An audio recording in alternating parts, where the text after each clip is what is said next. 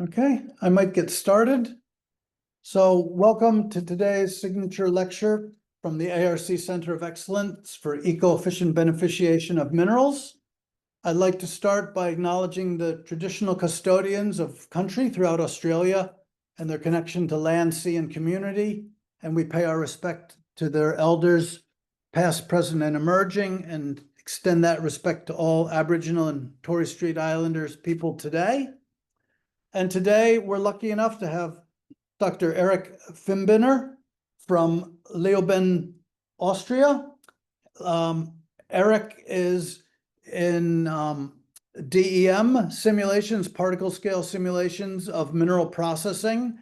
And Lechen met him about a year or so ago at a conference, and I invited him to give a signature lecture, and it turned out by coincidence he is a colleague of Craig Wheeler at Newcastle at the Bulk Solids Center, and he's actually been in Newcastle for about a month, and you'll be there another couple of months or so. So with that, I'll let Eric start. He's going to tell us about from rocks to bytes, computer bytes, not with the teeth, how the DEM shapes virtual mineral processing. So with that, let me know if you can't hear or anything, because we have a live audience. Yeah, well, you can see. We have the live audience here as well as live streamed. So, and you all know my forte is computer technology, so nothing will go wrong. Okay, thanks, Eric. Thank you, George. Thank you for those kind introduction words. I'm excited to be here, and I'm happy to show you my world from rocks to bytes. So the DEM in the context of mineral processing. And please allow me to give you a short overview, an outline on what to come. I will start with a short introduction, and with that we will go towards, in the end, towards applications and insights. And for that we start with some basics on the DEM. How does the DEM work in principle? And then go on how those principles can be applied to model actual bulk solids, to represent bulk solids and their behavior. And after that, just a bit about extensions to do a bit more complex things like cohesion, for example, probably something like breakage, as we can see here in this example for the jaw crusher. And ultimately, I will show you some recent, I'm happy to show you some recent applications, some insights into that. I brought 3 examples, all from industrial applications with me, and I'm happy to share insights on a jaw crusher, on a screen, on a Grizzly screen, and also on a still ongoing project on a flexible bag, an FIBC, and the unloading behavior of that. So keep that in mind, that we will proceed towards an actual application. And at the end, we will do a short recap and zooming out a little and looking at the DEM as a total landscape. So at first, a few introduction words. Please allow me to introduce myself just a little. I'm Eric Fimbinger. I'm originally from the Technical University of Leoben, also known as Montanuniversität Leoben. And right now I'm a researcher at the University of Newcastle. Here in Newcastle, at the Center for Bulk Solids and Particulate Technologies. And back home in Leoben, I'm at the chair for mineral processing. But a little bit more to that, I'm actually coming from mechanical engineering, from heavy mechanical engineering, in the context of mining, in the context of conveying, and all in all about raw materials. So it's processing raw materials, processing mineral processing. And combining that is, behind of that is always bulk solids. So I'm looking at bulk solids in this context, and in that sense on computer-aided engineering, so CAE. You're probably familiar with CAD, so with computer-aided design, as one of those parts with different tools, digitally designing objects for later, typically for machining or probably for manufacturing purposes. But in my sense, I do CAE most of the time in terms of numerical simulation. So trying to replicate a physical system in the digital world. And just to, again, give you a big overview on what numerical simulation might actually is. So I would say it's virtually representing physical systems instead of actually building it in a physical way up front. And it's probably easiest to understand it in some examples. Here, for example, we can see a bridge. We just don't build a bridge and hope it withstands when we go over it, right? So we do computations, some calculations powered by a computer.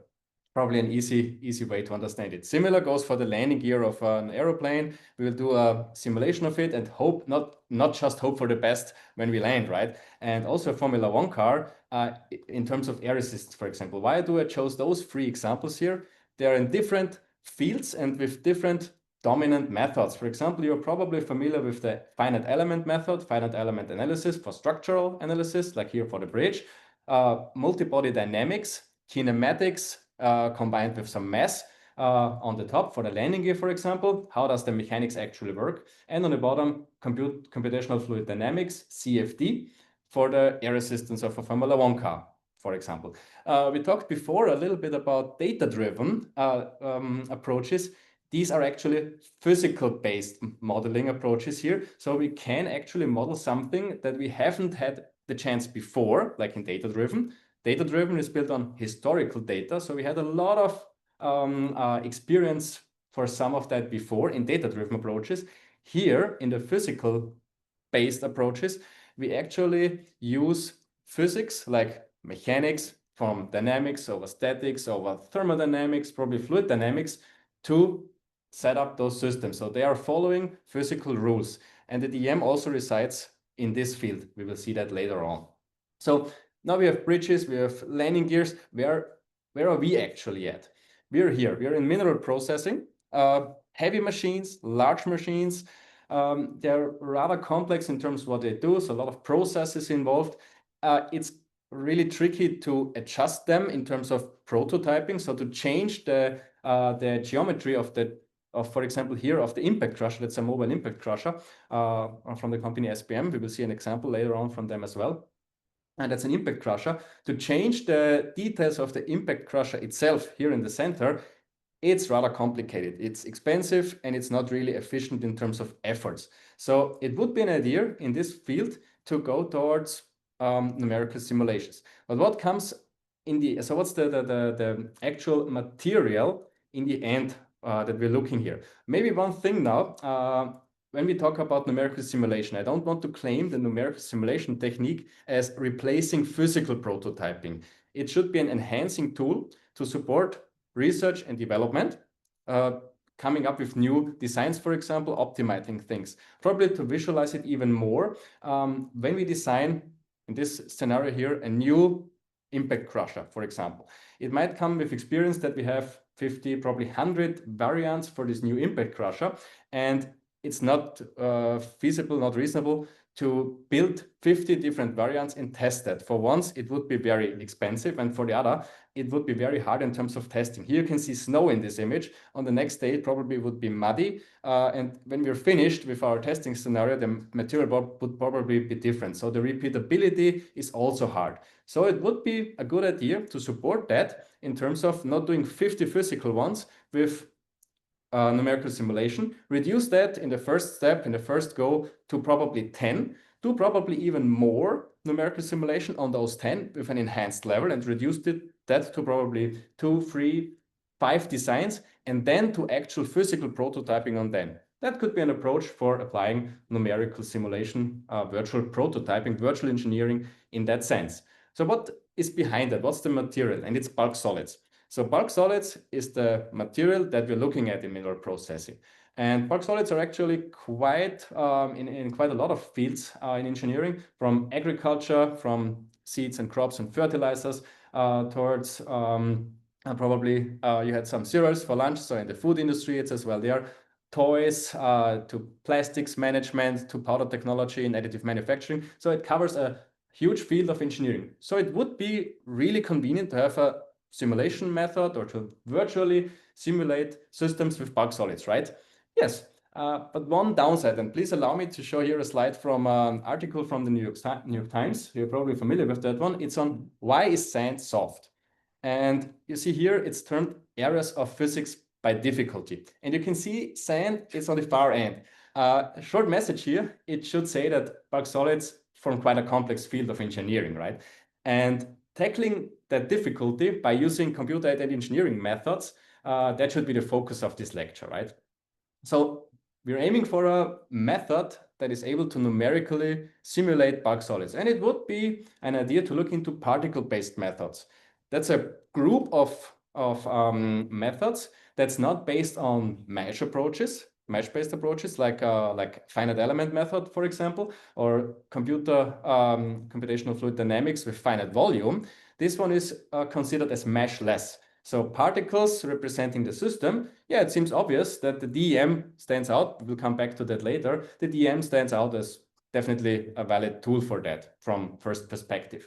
Maybe one thing, there are different methods in this group as well. For example, SPH, so smooth particle hydrodynamics, but also MPM, material point method, or probably the PFVM, LBM, that is Boltzmann. But we will not focus on that. Let's stick with the discrete element method. A slight excursus on the smooth particle hydrodynamics, because those can be interesting as well for us.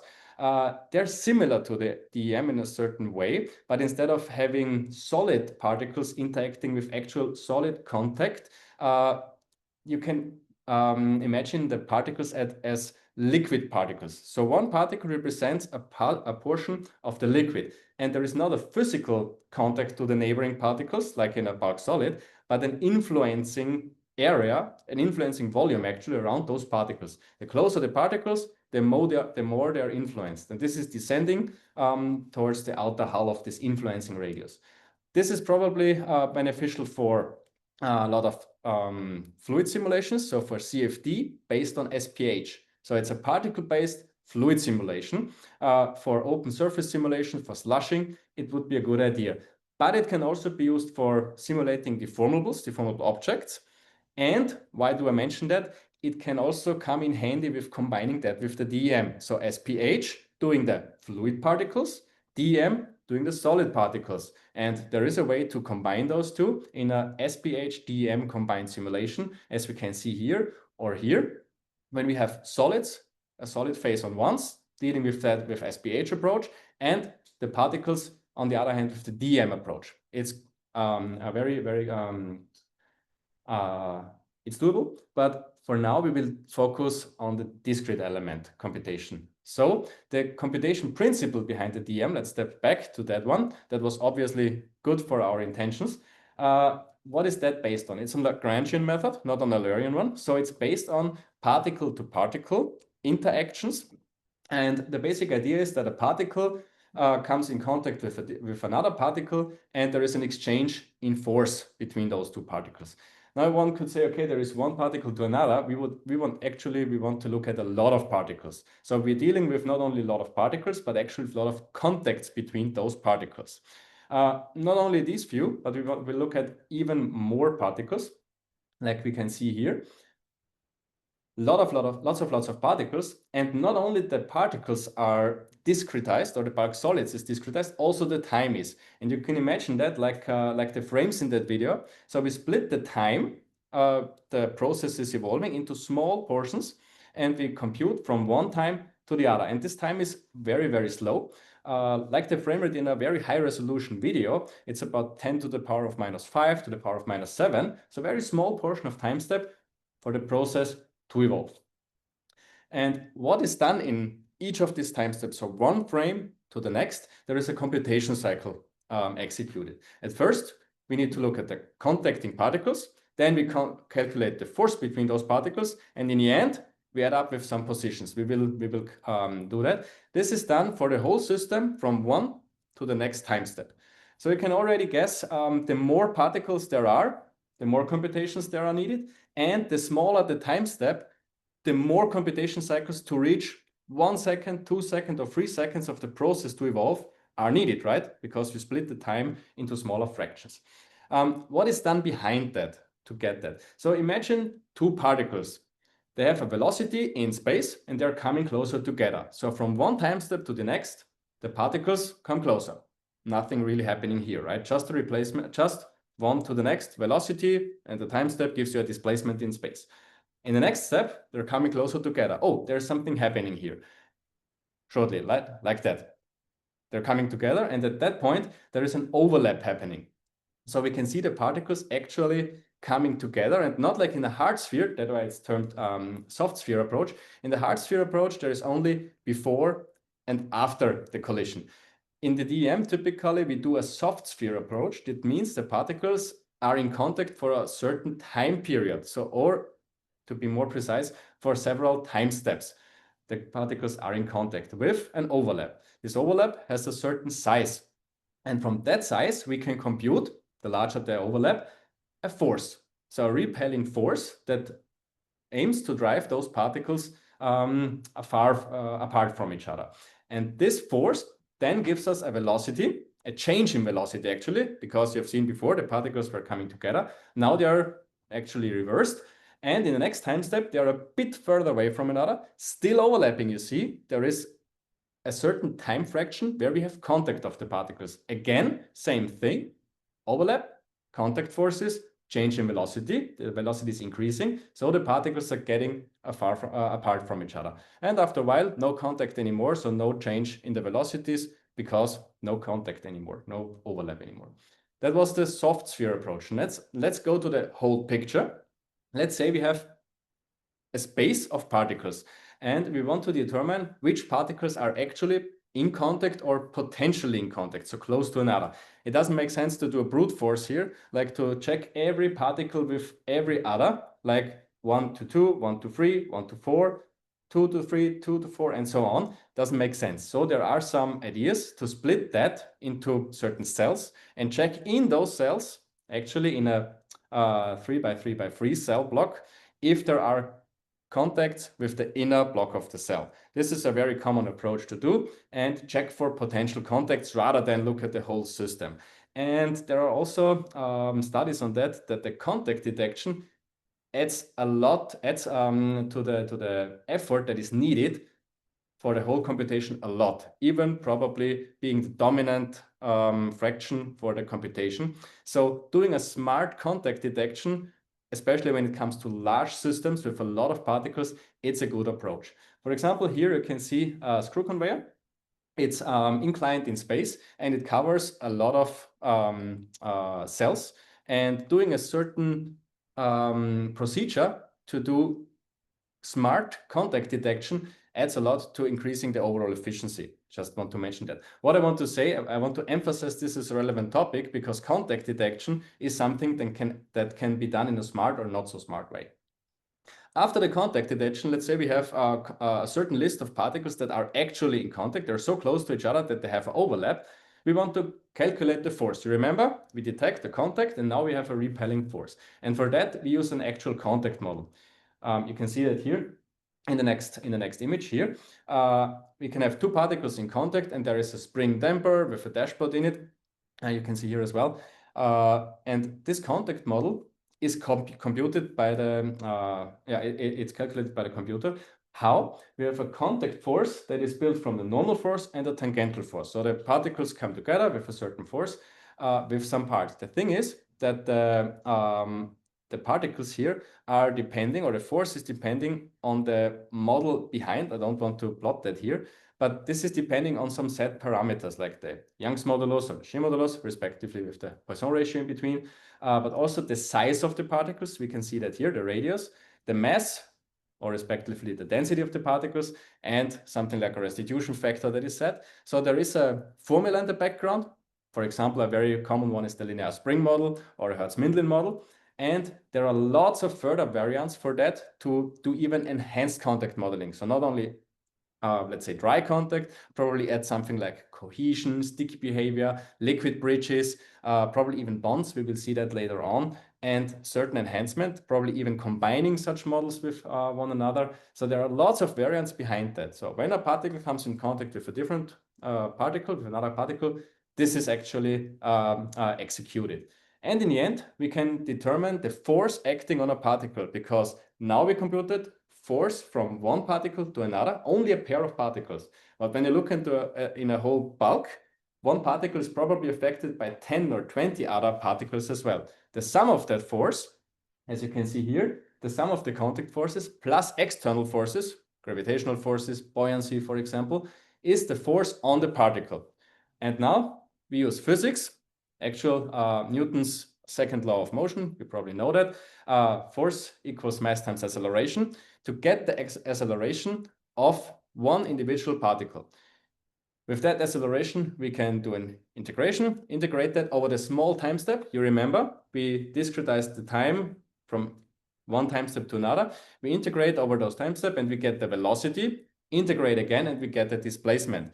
So we say our system changed at that time. So the particles from one time step to the next are updated in terms of their velocity and in their position, which means their position are updated. We start this cycle all over again and check for potential new collisions of the particles.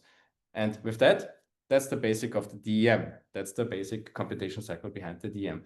Now we don't only do that for several particles, we do it probably even for more, like you can see here in a silo. The silo is filled with particles and then it's opened on the bottom. And you can imagine every frame of the video, probably even much more higher frame rate. Every computation cycle that we've just seen here is executed. So one can probably see here, this is actually with some large particles. The computer is, of course, able to compute thousands, probably millions of particles. And you probably say millions are not enough to model an actual bulk solid because I have billions of particles in there. How should that do? And there are some good ways to deal with that. And this is the next chapter for modeling bulk solids in a representative way. And I want to show you some best practices on that you can see later. Those you can see later on in the applications as well. But just to give you an idea, what are best practices for modeling bulk solids?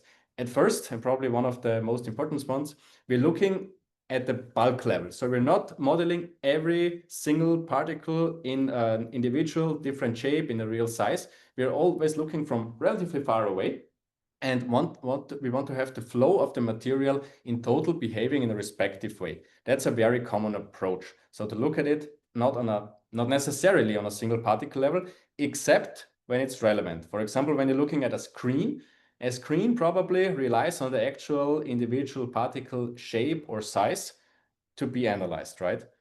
But here, for example, we can do with spheres just fine, which brings me to the next step, simplification.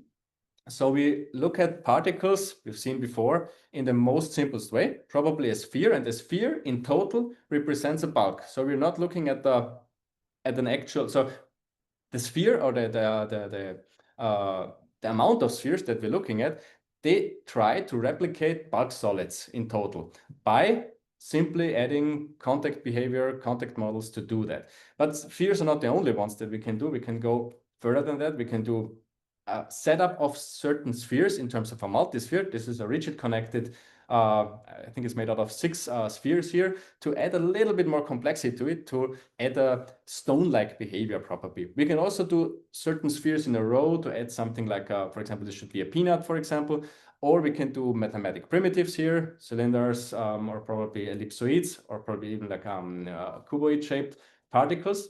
We can combine those to hybrids. For example, here, 2 cylinders are used to model a bolt-like particle, or we can go far beyond and do like complex-shaped particles with meshes in the back, like here for that stones. Or if you want to go even a bit further, we can probably set up fusilis, very complex interlocking particles here as well.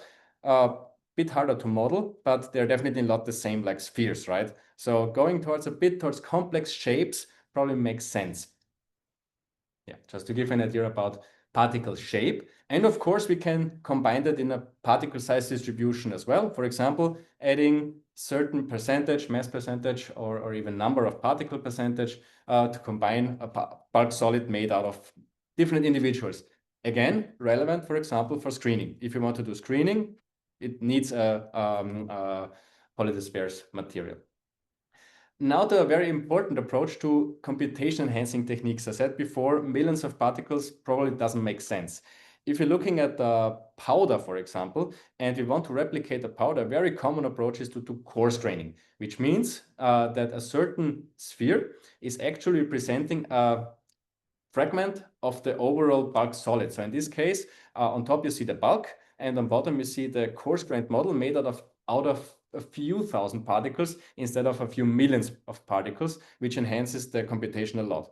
Not only because it's much fewer particles, of course, only a few thousand, not millions, but also the contexts that are computed in the background are better. And most of all, the particles are not small. And the size of the particle, the radius of the particle, those counts a lot to the time step. So the smaller the particles, the smaller the time step is required to be. So the larger the particles for the simulation, the better. So coarse graining is a very, I would say, common technique in a lot of applications. Again, when it's possible to apply. For screening, for example, it's not really a good idea to do that. Further on, shear modulus adaptation is a very common technique. You can see on the top here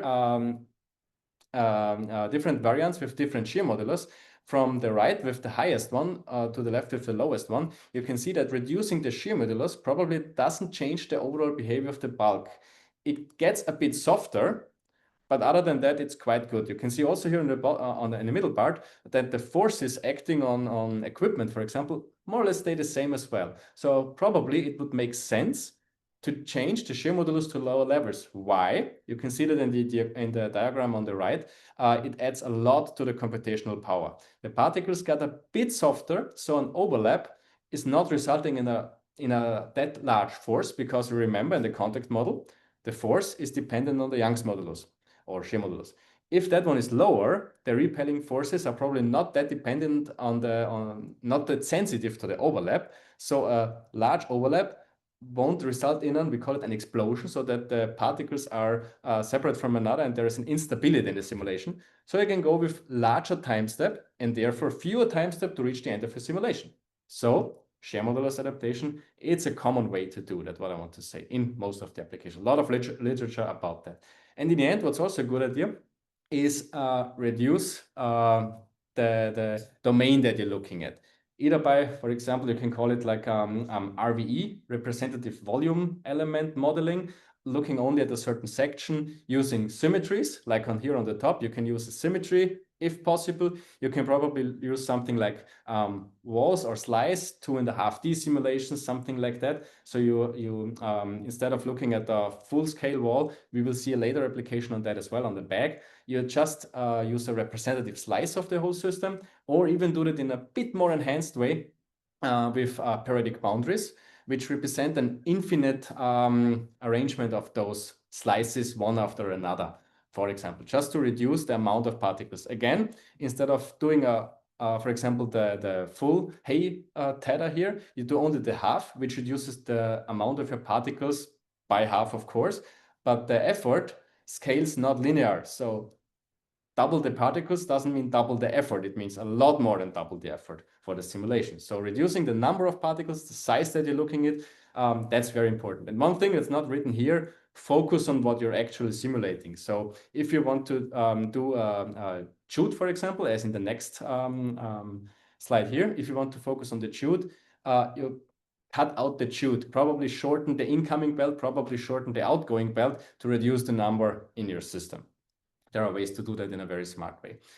Here it's actually about the application-focused parameter determination. That's important, because in the end it comes to that students found out that they find out that when you set up a material for the intention of one process. Here, for example, for the chute, it doesn't mean that this setup that you defined really with a lot of effort can be applied, for example, for a different process on screening, for example, or on crushing, because you did the application-focused parameter, probably in coarse-grained way for the chute. In the screening, you need a particle size distribution with real scale, probably even real shape. And for crushing, you need to include breakage, right? So every set behind that, every bulk solid, every virtual bulk solid set is made different. So you can't say, I determined now I calibrated my material and it's good to go for every application. And that's the downside of all that. You need to do per application model determination more or less as a new set. So now next thing is about calibration. I want to go here quite quick. Of course, the flow behavior. You can see here drawdown test, more or less static determination of parameters, a rotating drum, or even a plow, where you can determine the resistance, the flow behavior of material. You determine the parameters by looking physically and virtually at the system. You remember the contact mechanics, the contact model, tune the parameters in the contact model to fit your reality. But there are much more complex behaviors like cohesion, adding to cohesion here, for example. You change the opening of that and probably it builds an arch and it doesn't flow out. And you can apply that on a system like here on the chute. You can see the sticky behavior during and after the running of the conveyor. Not only cohesion, probably also interlocking of particles. This is not without a specific contact model, so it's a dry contact, but due to the particle geometry here made out of four connected particles, there's actually an arch forming, as you can see here, probably going towards flexibility of particles, like here, determination of that physical to virtual setup, or even probably towards breakage of particles. We will see that as well in a minute. Or even like towards wear, when you say we have particle wall interactions and there is some wear effects happening here in the physics test, and then you simulate that in the virtual world, this is possible. So you do a calibration of your parameters to fit your application. Now that was something about the basic DEM and to model bulks. And now I want to do a little bit about advanced multiphysics DEM, and you will see why that is important in the examples later on. What is meant by that? At first about advanced, which means doing something like more complex in terms of particle contact behavior, probably for adding something like cohesion or slurry-like behavior. For example, if you have that material, it's not like a liquid, it's not like a solid, so it can probably be modeled as a bulk solid with a certain contact model in the background. So it's not a dry contact model that we've seen before, it's probably something more complex. Could be one thing. Another thing that probably interesting is flexible or breakable particles. Probably remember that because we will see that later on in the crusher. Initial idea is the replacement model. So here the top plate is going down and it's crushing a virtual particle below. And you see by color the size of the particles. That's one approach. A different approach, which is also interesting in terms of propagation of cracks, it's the bonded particle modeling. And the crusher that I did is, that I will show you later on, is made of that approach. So a particle is made out of a conglomerate of more particles, and that one is able to bend, break, deform. So it's an enhanced contact model between particles. Here we can see a Brazil test. So the particle breaks, the interparticles break, the interparticle bondings. You can see here the bonding stress or the bonding utilization, and it breaks apart. This can be used for a model, a set of particles that are each made out of subparticles, and analyze that. And if you look here, it's not only for breaking, it's also for flexible modeling. So you can also set up flexible particles instead of only breakage. Before that, it means that you have not only, let's say like here, 20 particles, but you have 20 times 1000 particles, because every particle is made out of subparticles, increasing your effort. An idea would be to do that locally, to set at a certain point my rigid particles should be replaced by bonded particles. A quite smart approach, I would say. Coming back, sorry for that later, coming back to flexibles, we can use the bonded particle modeling also to set up particles that are a bit more enhanced. So each particle is made out of particles that can bend. They're not only able to break, but they're also able to bend. And with that approach, we can probably even go towards complex parts. So make parts out of particles. For example, to model a belt, a bag, or a textile, we will see that later on. And for a belt simulation, probably, when we zoom in here later on, that's a sandwich conveyor. So material is clamped between two deforming belts. So the belt needs to be made out of something flexible. When we zoom in here and cut through, so that's a cross-sectional view, when we start that, the green material is coming in, and when you look closely, the belts are deforming. They are made out of a lot of particles linked together with bonds, and the bonds can deform. We will later see that in an FIPC simulation as well. So that was advanced DEM.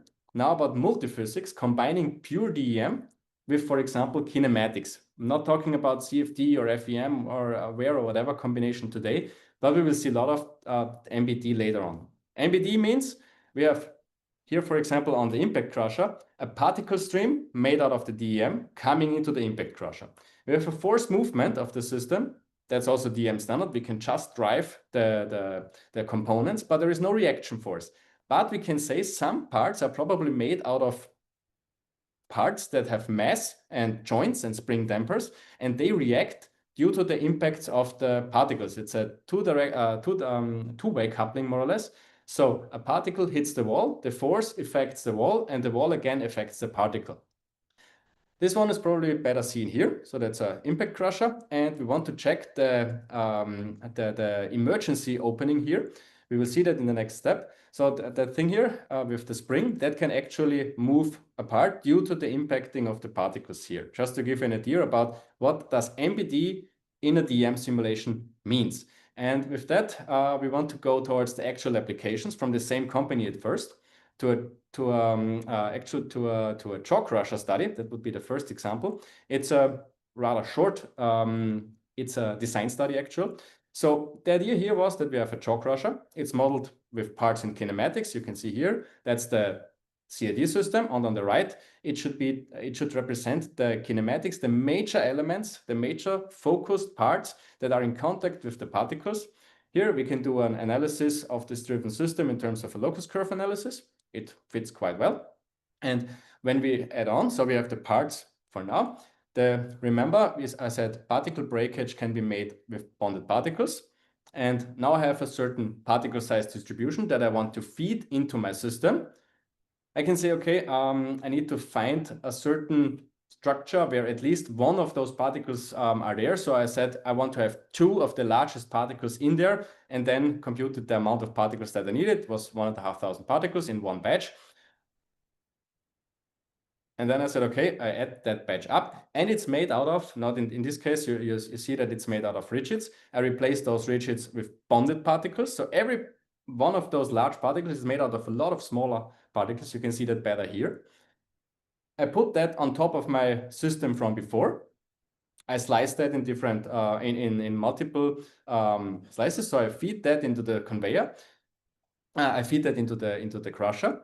And I add, because I want to do a later on analysis, I add some sensors, some mass sensors here. You can see that from top to bottom, sensor 1 to sensor 9 gives me how much mass passed through that sensor later on for the analysis, just to explain what I did in the end. Now, how does that look like? That's the simulation. So the particles are fed into the system. You can see that it's working quite well, probably seen from the side. You can see that here, we're checking the mass counter. Here we can see that the mass counters, the sensors are going up over the time, working quite well. Movement works quite well as well. When we look at the front, you can analyze the stress utilization of the bonds. You can see here that the crusher shows some effects when the material comes in. There's breakage visible here. And then remember the analysis that I said. I check for the sensors, and you can see here the upper sensors are the first ones, and the one on the bottom are the outflowing sensors.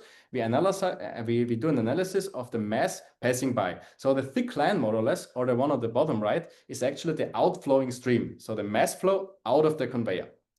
The good thing is we can now compare apples with apples, because we have the same incoming stream, the same environmental conditions for that, and we can say we have an old version that is working now, we have that, and a reference design, okay? Both are very similar in terms of their overall size and stuff, but they're different in terms of their jaw design, in terms of their movements, in terms of their positions of the joints. We don't see much difference here, but when we analyze the outcoming stream, same as before, and looks kind of the same, right? But when we lay that one over another, that's the old one. And the reference one here, we can see that the reference one is actually a bit lower, right? Because a bit worse, I would say, because the inclination, you can see that on the bottom right, it's a bit lower. So the mass flow in terms of analysis, how much mass goes through when we feed it in, it's a bit, it's not so good. So we can see, we can actually quantify how much better or not so good is the new design that we have. And we did that that one was for the reference, and now we have a new design, right? Let's go here. We feed the new design and the old design that we know how it works with the same material stream coming in. Again, we can see that much here from that side. Here you can see the difference quite obvious, right? The left one and the right one. We look at it from the side, and when we look at that longer, we already see some differences here. We'll skip that. We can look at it from the front as well. Of course, we can do that as well.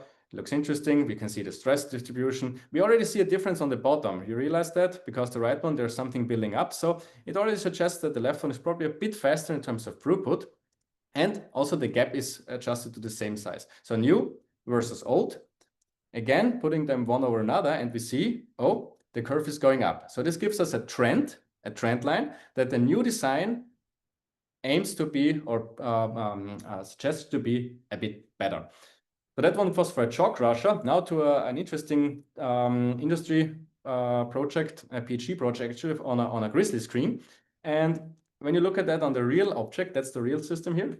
You can see that it's running. We feed a mobile impact crusher with a material, but we're not looking at the impact crusher itself. We're looking at that part of the system on the screen, on the grizzly screen here. And they had an idea on a new grizzly screen. It was made like that. When we zoom out here, the grizzly screen, there was an idea that every second rod was made movable. So the screens, that the rods can move against each other. We can see what that means later on. But it's not actively driven it's not separately driven. It's driven by one unbalanced motor on the bottom.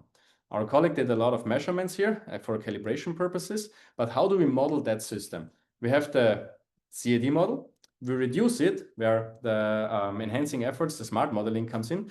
We reduce that to a model that will do for the simulation. We set some DM settings like the environment or the gravitation. We add some degrees of freedom, some multi-body dynamics. Here it's very important to add some markers and constraints. So where are the actual joints of the spring damper elements? We have a lot of spring damper elements here in total. And every one of those spring damper elements has an X, Y, and Z component. So it's a lot of details to determine here. So the model is actually quite complex. It's a multi-body dynamics DEM coupled system. In the end, we add some particles. It's a PSD, as you can see, made out of complex shapes particles with different shapes within. So not only one size, but the size of, I don't know, 32 millimeters, for example, has 2 or 3 different shapes actually in the background. And we visualize the system components to get a better understanding. But still in the background, it's the reduced model. We start the simulation and it will look like that. So you can already see that's a real-time simulation. So the real-time video of the simulation. So the material gets moved forward and over the grizzly screen. When we look on that from the top, we feed the material. And after some seconds, we will see something like that. And you can see here, when you look at the dark gray and light gray elements in this section here, you can see that, that one of the rods are always moving forth and back in contrast to the next one. So when we skip a bit further, we can see the material proceeds forward and even more forward. We can do some analysis here from the side, like velocity analysis of the parts and of the particles. We can do a streamline analysis here, like looking at the vectors, in which direction the particles actually go at a certain time step. But we can also do that in a more enhanced way. We can say, okay, analyze the locus curves, so the motions of the fixed grid rods and the movable grid rods. And we can see here, when we do that, that the upper one is actually more or less the vibro feeder, and the bottom here we can see a more or less a circular movement of the movable rods here, going down at first because the thing is loaded, going up in the end because it's unloaded again. What we can do as well is, and that's interesting in terms of optimization, we can look at the oscillation. And when we do that in parallel, so at the same time look at the oscillation, we can see, yeah, it's a sinus, of course, over the time, but at some point we will see, when we click stop, that we have a phase shift. And this is depending on the spring damper elements in there. So we can say, and we can do an analysis, which spring damper element would get the best results for our system. A softer one with a larger phase shift, or a stiffer one with a smaller phase shift. Interesting here, what our colleague did was that he actually also did a flow analysis. And that one was cool because he did a dry material, a new version versus the old version, where the old version was just without the relative movement. So there was no spring damper element. It was like fixed, like welded together, right? So there was no movement at all. So new version with the active grid, old version without this active grid motion for dry material and also for sticky material. So he changed the interactions of the particles. When we look at that from the side, with the bare eye, you can see a lot of change. But when you click, let's click stop here. When you analyze, put a sensor at the end and on the bottom, and you analyze the amount of particles coming out on the front and on the bottom, and you put that in a graph together, you can see some differences. And that you can see here in a graph, which means the green one is the new design, means the active grid performs a bit better in terms of velocity. So the material stream is faster. And when you look on the bottom here, you can see also a gap. It's the same trend in the wet material. But when you look on the bottom here, so that's the faster, that gives us the faster indication. And that one here, that gap, that gives us the performance in terms of better screening efficiency. And you can do that per size class as well. So you can see which size classes are screened better. And he did that for different frequencies as well. So he turned the frequency of the whole system. New versus old, wet, sticky, versus dry material. And he pointed out that the new one in this time and in this graph, that's the discharge time. The new one was always performing a bit better, faster. And when he looked at the screening rate or the screening efficiency, so the amount of particles, the quantities that are screened out, the new one was also better because the rate of particles that get actually screened out were better. And this is very, in both scenarios, it was even better for the sticky material. So this active grid, those relative movements between the grip, between the rods, it was pointed out here, very, let's say also with numbers, that it's actually a good thing to have that movement between neighboring grids. And last but not least, a shorter example. Those one were very extensive. A shorter one, a bulk solids behavior inside of FIBCs, flexible intermediate bulk containers. That's an ongoing project, a PhD study. This is an FIBC. You're probably familiar with that one. And the idea was, why I show that, it's because the walls of that are flexible. And my colleague at Newcastle University, at Tanra actually, he set up this test stand. And you can see here, I would say it's a slice of a big bag. The walls are flexible. You can see that they're deforming. So for now, we have seen multi-body, we have seen cohesive behavior, but we have seen rigid walls. And in this case, we need to set up, that's why I said, remember back then, the conveyor, the flexible conveyor, the modeling of flexibles. And that's what we actually did here. So we set up a bag out of flexible particles or a flexible wall. And the flexible wall is affecting the bulk flow inside. So that's the unloading of the bag. Here you can see the material. And what the colleague also did, he put a stress sensor in the physical setup, and I put a stress sensor in the virtual world. And I'll play it once. On the left, you see the vectors, the pressure on the wall. You see the pressure on the wall here during the unloading in slow motion. And the pressure, yeah, of course, it goes down, the bulk reduces. In the middle, I draw the mass in the bulk, in the bag, the bulk mass. And on the right, it's the pressure on the wall. And this one is a very free-flowing material, dry, very free-flowing material. It's almost like hydrostatic, so almost linear. But next steps for him would be to do that with cohesive material and with sticky material, interlocking material, to find the pressure. And you know that the bulk pressure on the wall is not linear, it's not an hydrostatic function. And that's the outlook for now. So last but not least, let's zoom out a little and get to the DEM landscape. So the DEM, it's more than just a method. For once, there is the fundamentals and research. You've seen everything here now, the collision methods, the soft sphere approach, probably combining that with SPH. On the other hand, there are lots of softwares and implementations available. A lot of commercial ones on the top here, some freewares or open source codes on the bottom. You're probably familiar with one or the other. It's also on the other hand, the engineering applications you've seen here from mineral processing, but it's from, as said, from agriculture down to very small objects to large objects. We've discussed that before also. And it's also visible here, like you see that there are a lot of the publications, the number of publications are actually increasing a lot. So more and more publications on the DEM in the recent years. It's also about hardware and computation. It's not only CPU versus GPU, it's also you produce a lot of data, a lot of particles, all with informations that you need to process later on.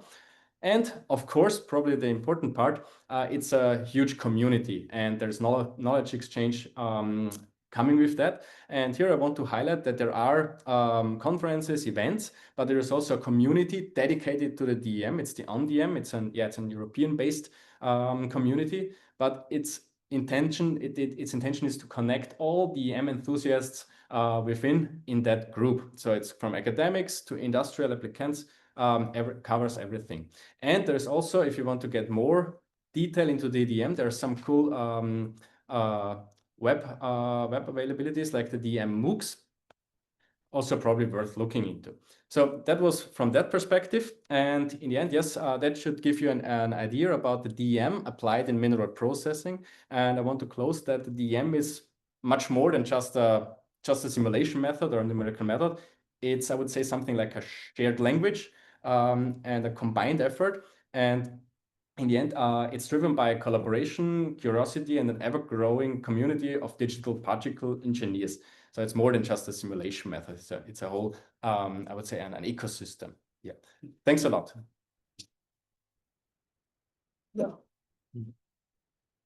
Thank you, Eric. That's fantastic. Much appreciated.